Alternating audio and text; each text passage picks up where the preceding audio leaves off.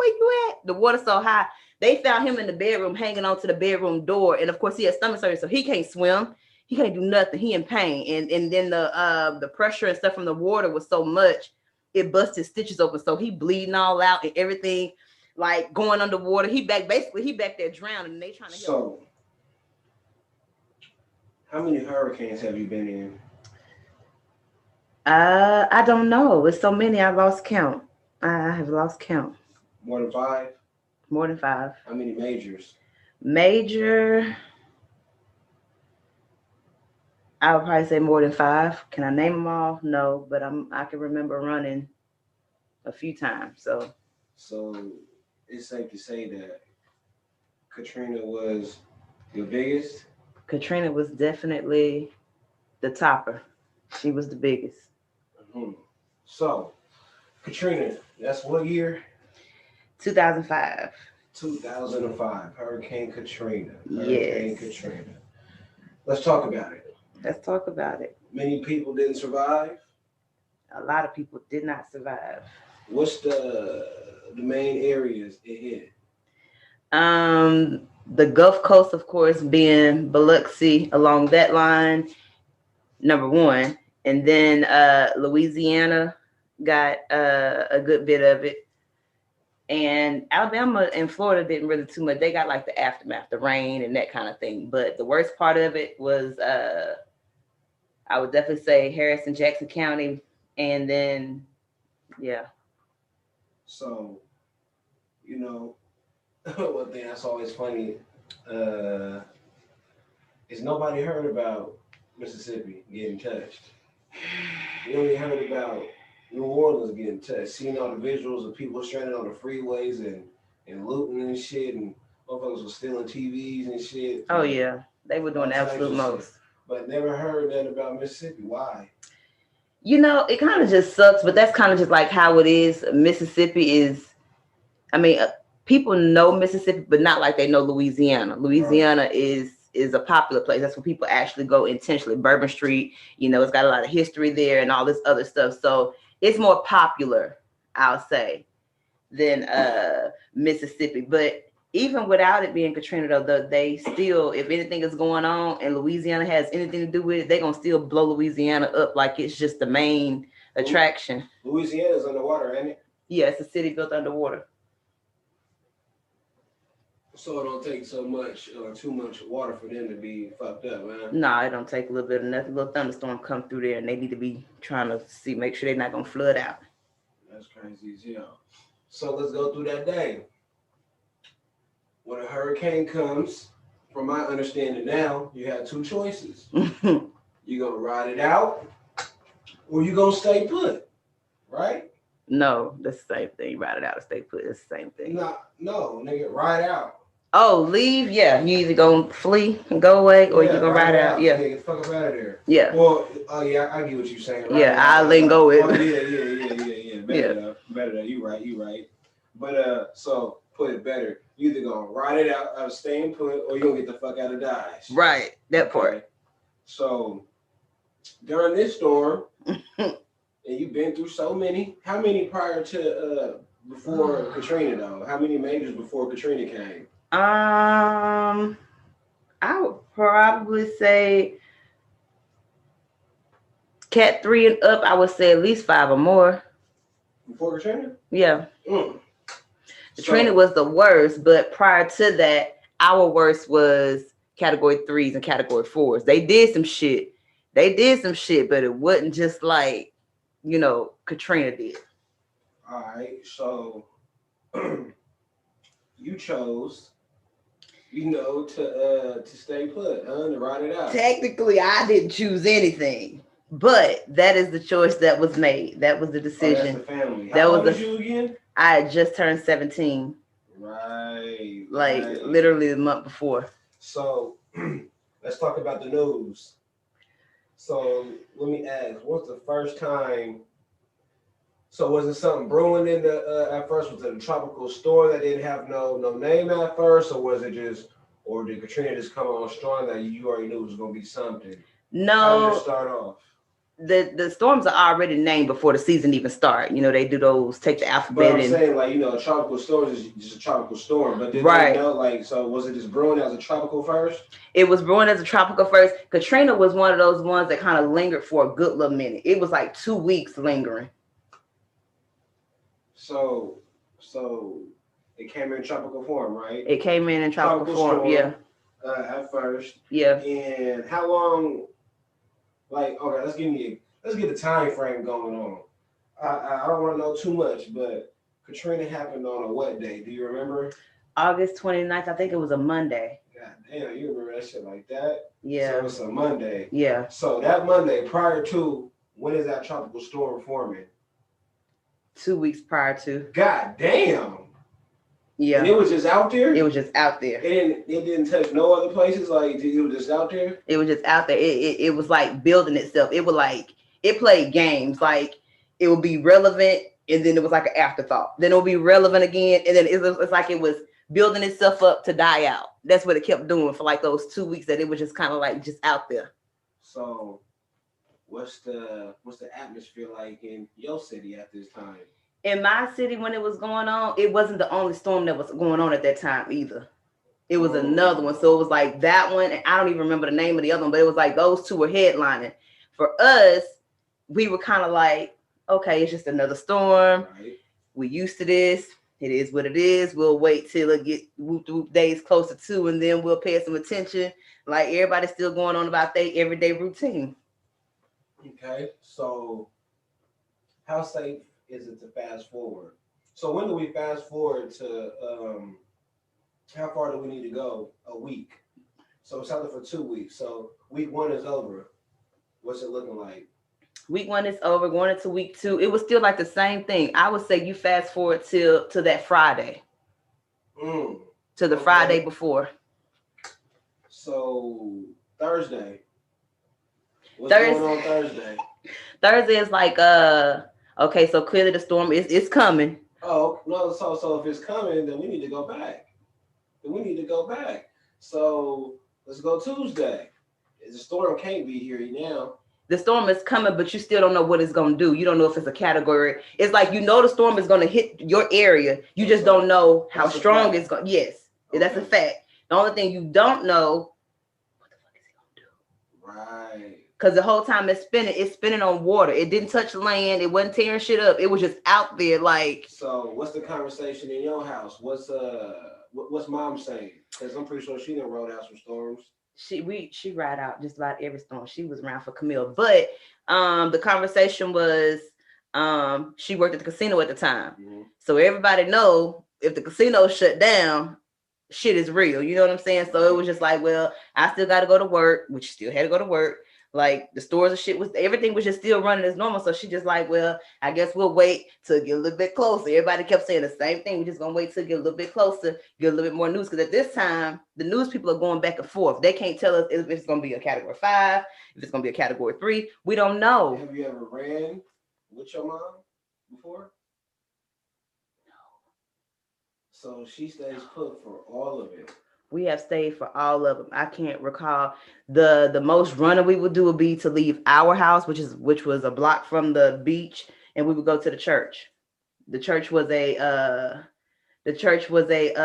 shelter for people who live like in low-lying areas, because churches are built up high, whatever. So if we had to go anywhere, we went to the church, and basically the church had like a little storm party. You stayed up all night. They cooked food. They had games. Like, they just made it to where you weren't even aware what was going on the outside. You just hung out, waited to see what was over, and then you go out and do your thing. Okay, so conversation is pretty much like any other storm from what it sounds like. Personally, do you let's get to this Wednesday. You already said what you said about that. So Thursday come, do we have a number yet? No. What's the news saying? The news is still saying they don't really know. At one point, they were saying, at this point, that close, I think they were saying like category 3. Because people wasn't like really fleeing at all. They were still just like category 3. We've had worse. So we can kind of leaves in the category 3. Category 3, if you live like in mobile home, like trailer parks, like low-lying areas, if you live in like a house that's just really not in the best condition, that's probably a sign that you should go. Because category 3, I mean, your roof could fly off, a tree could fall on your house. Like it's that kind of thing. Mobile homes people who live in mobile homes need to leave when? If you live in if you in a category 2 and you live in a mobile home, that might be reason for you to leave. It just depends on, you have to like watch the news and hear the wind gust and things like that. If they tell you, okay, this is gonna be hail, it's gonna be you might want to take your trash cans and put them inside. They like give you little hints to kind of like let you know. You kind of like learn the lingo and you kind of know the signs of I should probably stay or I should probably go. Right. And the news will give the trailer homes. If you live in a trailer home, the news will give you a warning too.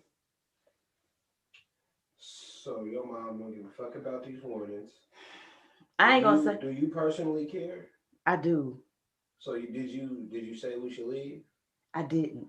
So Thursday comes, y'all don't know nothing. Thursday, is there a number Thursday? No, it was a number. They were still saying 3. The number never went away. It just fluctuated.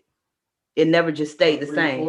Between 3 and 4, went down to a 2, jumped back up to a 4. One time it did hit a 5, and then it jumped back down to a 3. So it did that so many times to the point where people didn't know what to do.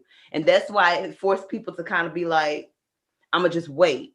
It made people play the waiting game because they don't want to spend money and go flee somewhere for a storm that ain't finna do nothing, because it can happen. And then you don't know once it hit land what side of the aisle you're going to be on. You don't know none of that stuff. So it's kind of like, it's nerve-wracking. It's nerve-wracking trying to decide literally based off what these people telling you what you should actually do. Friday morning. Friday was a normal day. I went to school. Probably went to work. Mom's went to work. She got off work. By the time we get home in the evening, I'm probably still at work and I might get a text. Did I get a text message? Maybe I got a text message. Maybe I didn't know what was going to be going on. But I know at this point, the conversation was now. My grandmother was calling. Are y'all going to stay at the house because y'all so close to the beach, which her house is a block from the back bay. So it's like it really wasn't no big old difference. We wasn't getting out of harm's way. It was just a matter of my grandmother was elderly and she lived by herself. So at that point, it was, are we going to stay at our house or go to her house? And then from her house, we was going to go to the church. Is what the conversation was at that point on Friday. And at that point, it was category 3. Saturday, I don't remember too much about Saturday. Sunday. How's the weather Sunday? Because you said it hit Monday, right? It hit Monday. So how's the weather on Sunday? Sunday, by the time we got ready to even bust a move and figure out what we were going to do, it was raining already. Hard? It was just like a normal rain. But you could tell it was a different rain, though, because the wind was a little bit, it was choppy a little bit. It was different. Like you kind of went outside like, ooh, this don't even feel the same. It just had a different vibe to it.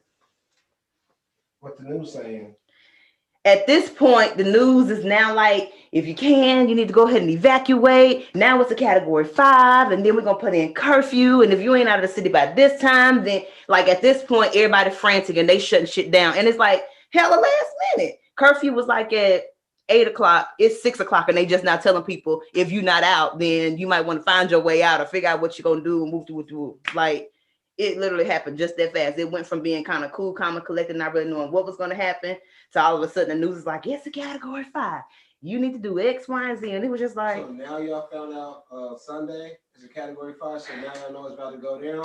So now we know it's about to be bad. And so it wasn't supposed to actually hit till Monday morning anyway. But it was like early Monday morning. It was like 3 or 4 o'clock in the morning early when it hit, when all the stuff started. Yeah. Okay. So Sunday night, y'all find out late that it's gonna be a category 5. Mm-hmm. What's mom saying? At this point, mom has told us to pack up some stuff to take to we're gonna go to my grandmother's house. That was a decision. So the plan was a dud from the beginning. The plan was a dud from the beginning. So they cooked and had food in case, because we knew we was gonna lose power and all this shit. So they did that kind of stuff. Cooked up a bunch of chicken, put it in foil pans because those float. And wait, hold the fuck on. Did you say because it floats? The foil pan float, yeah. So y'all preparing to get hit with water? We wasn't preparing in that sense, but it's like you put it in the throwaway just in case. I mean, wow. I mean, It's just one. It's a survival thing, I suppose. You don't intentionally think about it, but you just know. You just know, like you gotta be prepared. If nothing else, you be prepared. So what's the city doing around this time? City was crazy. People like traffic. Like on the news, they were just showing how people have been sitting in traffic for hella hours. Like you sitting so long in one spot, it's like turn your vehicle off. You're not going nowhere. Like for hours, you sitting stuck in traffic and stuff like that. So the city kind of like went crazy at the last minute because it's like you tell us it's at the last minute and we could have been out of here like days ago. And some people did when they first heard about the storm and they saw it was kind of like whatever. A lot of people did leave, but then when you don't know where it's gonna hit, like people in Florida, they tend to merge over here, or if we're in Mississippi and it's gonna hit us, then we merge over there. So it was like a lot of in and out, like just hella congested from different people because not anybody knowing what's gonna happen. You don't know what it's gonna do. And then you talking about a storm that's like miles long, miles wide. So it ain't gonna just drop on Biloxi and not hit Ocean Springs and not hit, you know what I'm saying? So it was crazy. The city was crazy, but traffic was hella bad, and I think people nerves got bad when they realized that you stuck. You stuck. Like I think that panic of even if you wanted to go somewhere, you can't. They got Coast Guards and they got the military and all these people out, like you stuck. So at this point, whatever happened. And so basically after that, that's when the shit happened, right? Pretty much.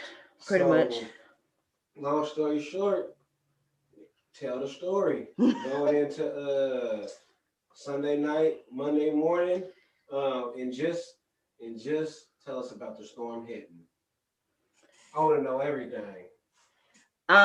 So Sunday night, by the time we got to my grandmother's, it was like probably 7 or 8. It was already raining and stuff like that. It was hella. You got the chicken in the foil? We already got the chicken in the foil. Chicken is done. It's waiting. And it's a bunch of us meeting at my grandma's house before we go down the street to the church. It's like it was a bunch of us in my grandma's house. What's a bunch? Like 13 to 14 of us. How big is the house? My grandma had a 5-bedroom house. It's not too bad. Not too bad, but you got a bunch of children, mostly kids. And we were all like under the age of, 17, of course, me. And then after that, they were like 9, 10 on down to a 2-year-old. And then the newborn. We had a 3-week-old baby. Okay. So you got everybody in the house. So we all in the house. We all up. The last thing you're doing before you go to bed is, okay, let's try to get some rest because you don't know what's going to pop off. Storm's supposed to hit the next morning. So we're going to go to bed, get up early, go down the street to the church where we know we'll be at least up high in case the both waters decide to, rise or whatever situation going to be. So we all go to bed that night, probably about midnight, everybody was asleep. But by 4 o'clock, whole house is just up. Like, it's going down outside. It's like hella just, and you can't see shit. That's the scary part about it. Like when electricity already out. Electricity is out, you can't see like nothing. It's just pitch black.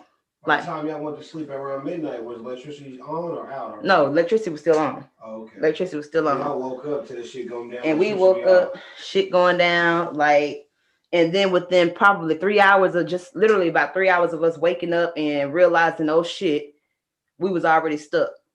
Like we couldn't even go nowhere. Traffic and like the water and shit had already started coming in, so we didn't even have a way to get down to the church. We had waited too late. Like the storm had came in hours before it was actually supposed to, because they were talking to some stuff about like 10 o'clock in the morning, 11 o'clock in the morning. Well, this shit comes at 3 or 4 o'clock in the morning. So within that time frame, like I said, we woke up to it was just going down outside, and that was it. It was kind of like, oh shit, what we gonna do?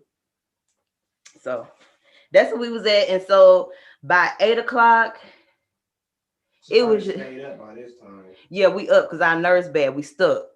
But what's outside look like by 8 o'clock in the morning? Because now you got light, right? It's daylight outside, but you ain't got no power. So by the time we wake up, what does it look like outside right now? Outside is looking like you don't see nothing but water and the tops of houses. Like the water has already flooded so much to the point where you don't see no road. You don't see no driveway. The cars that we had that were pulled up. Is y'all dry? Are we dry? Yeah, we dry inside the house. Right. But outside is just flooded to the point of you at your last step before it starting coming to your house. Yeah. How many inches you think that is? That I don't even know. That's like some feet. That's like a couple feet of water already. All right. So 8 o'clock here. The water's coming up to niggas' steps and shit like that. Now what? And so we all kind of like just walking around. And so we got on the phones and we called down to the church and let them know, like, hey. Quick question. Are y'all thinking this is the worst? Or does somebody think shit's finna get fucked? We don't think it's gonna get worse than what it is. We're used to seeing water, so that wasn't even a panicking thing. Right. So it was kind of like, if it go any higher though, we're gonna have some trouble. But we wasn't thinking that it was gonna go any too much further than where it was at. Yeah. So you called the church. So we called down there, we let them know what was going on. And they were like, okay, well, we got to figure something out. We'll figure something out, call you back. Well, I don't even think 30 minutes went by. And by the time 30 minutes went by, the water had came up so much, now it's coming in the house. So we kind of like, I was sitting on the bed. I remember holding my niece, 3 weeks old. How rapid?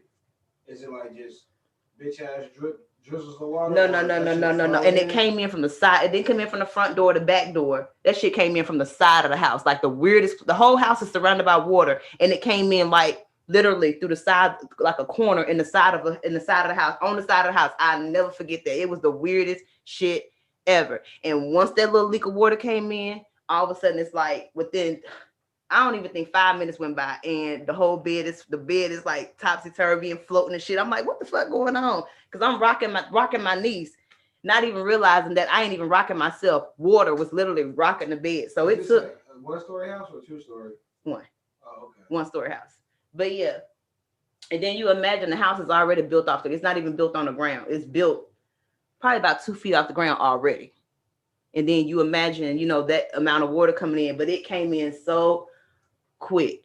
It was crazy. It was crazy quick. I'm on the bed and I'm thinking I'm rocking my niece, and I look around and the whole room is just surrounded by water.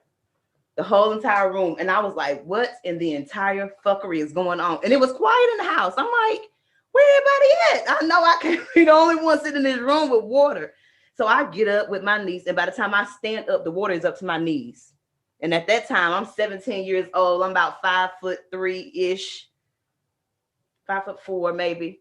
And the water was already up to my knees. So I'm wading in this water, trying to be calm. Right, that part. Wade in the water, nigga. Get that shit. I had that nigga wave going on. I did. But so you in the hallway, so you come up, knees is damn near submerged in water. Uh-huh.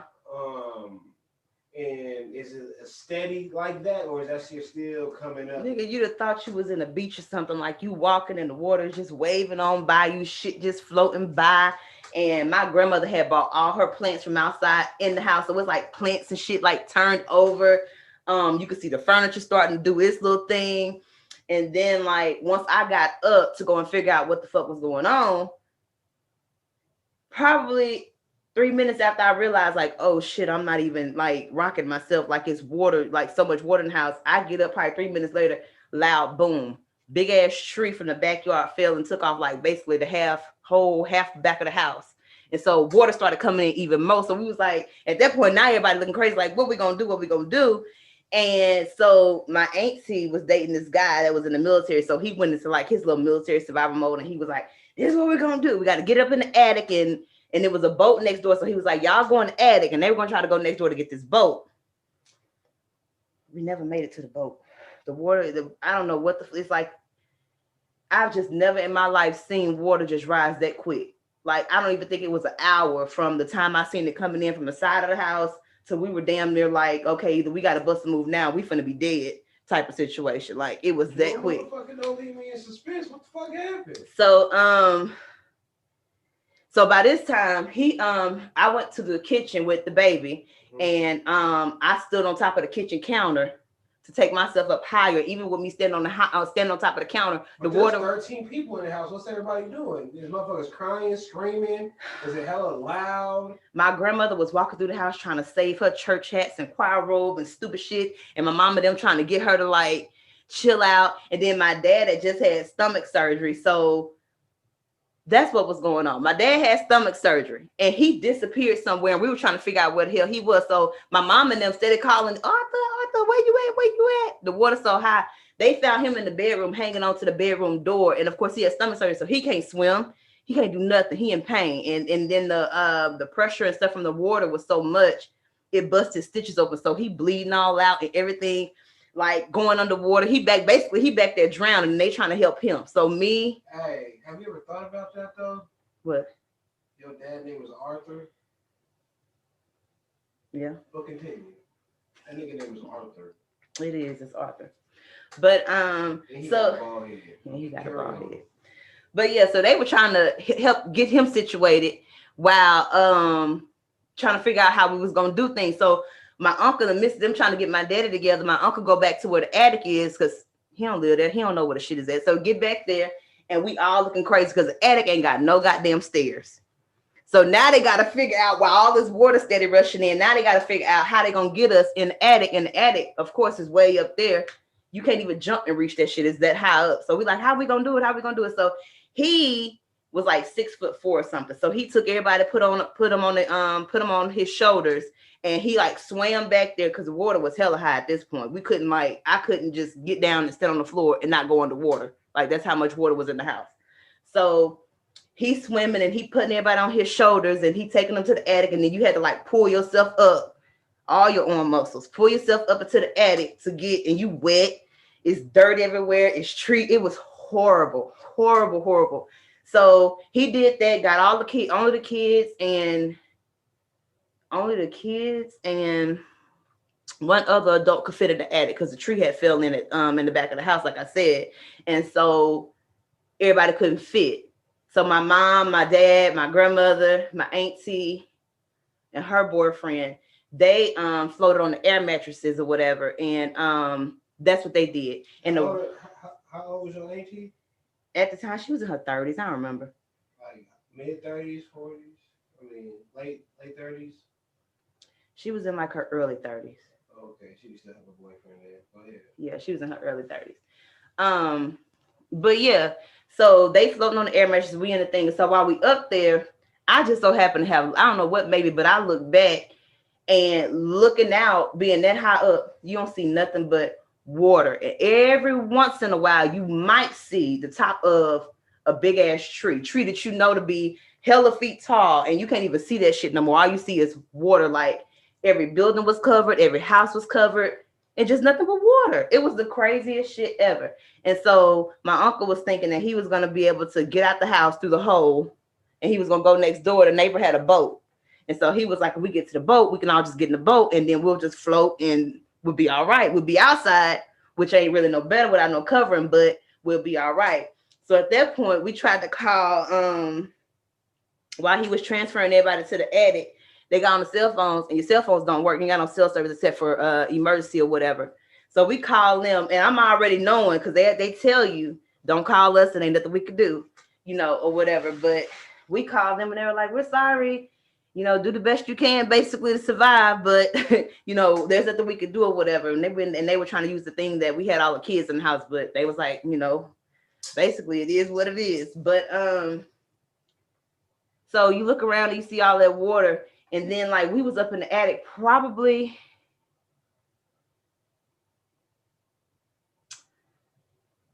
it couldn't have been no more than about 30 minutes.